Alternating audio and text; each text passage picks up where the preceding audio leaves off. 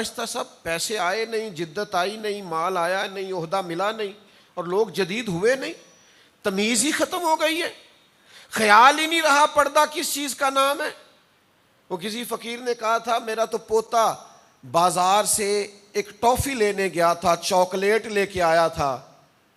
تو وہ چاکلیٹ جب تک با پردہ تھی مکھیوں سے بچی ہوئی تھی، اور جیسے ہی اس نے اس کے اوپر سے ریپر اتارا ہے تو مکھیوں نے حملہ کیا ہے، گندگی آ گئی۔ آپ کو پتا ہے جب تک حیا کی چادر لوگ اوڑے رکھتے ہیں وہ گندگی سے بچے رہتے، لیکن جیسے ہی وہ چادر ہٹ جاتی ہے،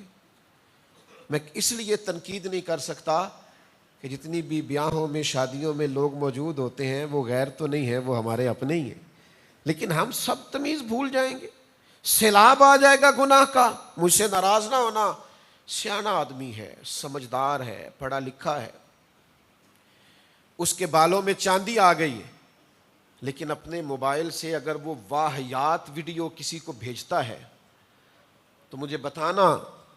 کہ میں سوچ اور ذوق کا ماتم نہ کروں،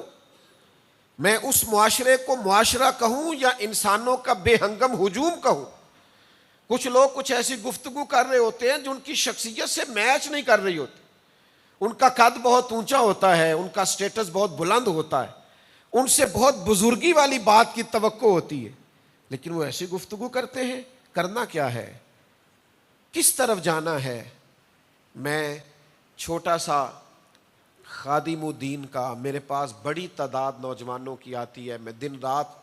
ڈیل کرتا ہوں۔ میں نے آج آپ سے کہا تھا تقریر نہیں کرنی، دل کی باتیں کرنی ہے۔ میں آپ کو اللہ کو حاضر ناظر جان کے کہتا ہوں، میرا جوان برا نہیں ہے،